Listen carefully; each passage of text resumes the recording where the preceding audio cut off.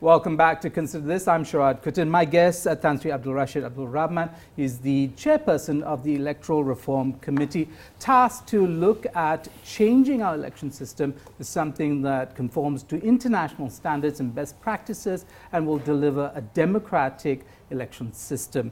Now, we ended up with you saying that, you've actually visited some former British Commonwealth countries, and most of us take their parliamentary system as the template, and the first past the post system, right?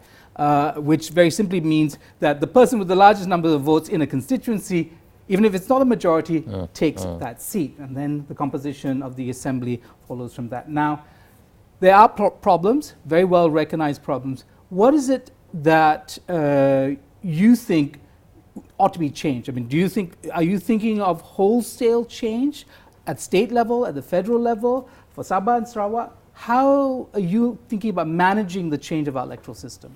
Yes, we have discussed so much already about the system itself, the first past the post. It served its purpose since it was introduced. But people in the beginning really don't really understand how the mechanism, how the system works. So people just accept at that face value, of the system.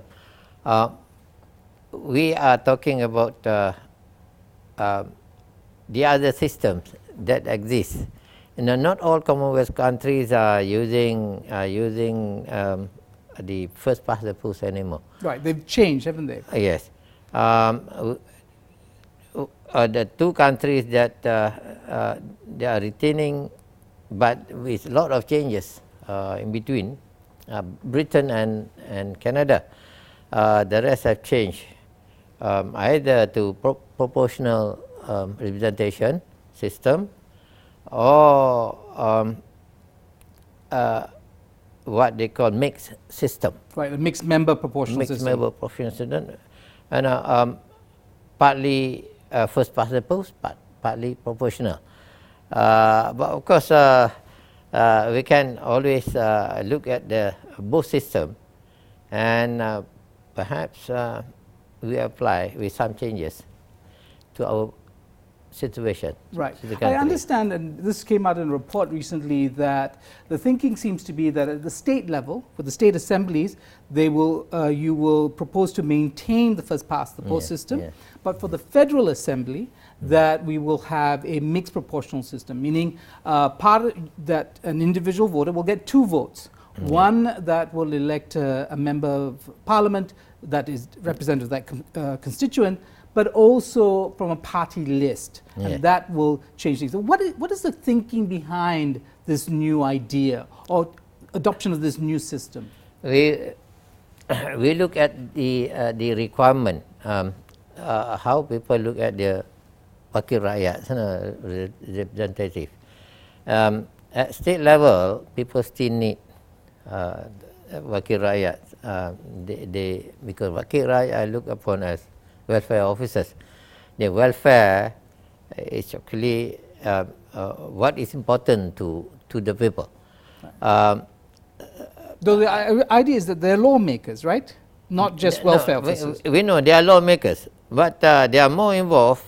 Their daily routine engagement with people, so much that it has become a culture that wakil rakyat is the welfare officer. He attends to the requirement of the needs of the people daily, especially when I've been talking about our delivery system. The government that is not reaching, the government system that is not reaching the people. People don't really understand sometimes, and they need this wakil rakyat to bridge that kind of gap, between the government and the people. And wakil rakyat has been doing a good job as far as the rural, especially the rural folks are concerned. And we thought that we should maintain the system at state level, because wakil rakyat maintain smaller constituency, more manageable. Smaller area, manageable. But we feel because there is pressure that people thought that the first past the post system is not really very fair, because there are parties earning less than 50%, getting more than 50% of the seats, and forming the government. You know, there are occasions, you know, the 2013 election, for example, you know, one party got 49%, the other party got 50 over percent, but the 49% got to form the government and had more seats because of disparities in the way seats are being allocated. But if you allocate seats according to the total number of votes cast, then you will have to allocate seats to the parties that acquire the biggest number of votes. Right. There's also this problem, though. I mean, it's said often in the literature that with pure proportional representation systems, you have instability because you have fracturing of the political system and the small parties. And in fact, you have a paradox of small parties becoming kingmakers. You see that in Israel, you see that in Italy and many other countries that have that system. What are the primary political values that your committee wants to espouse? Is it stability? Is it fairness? And in terms of representation, there are trade-offs. What is more important? In fact, fairness is the main criteria.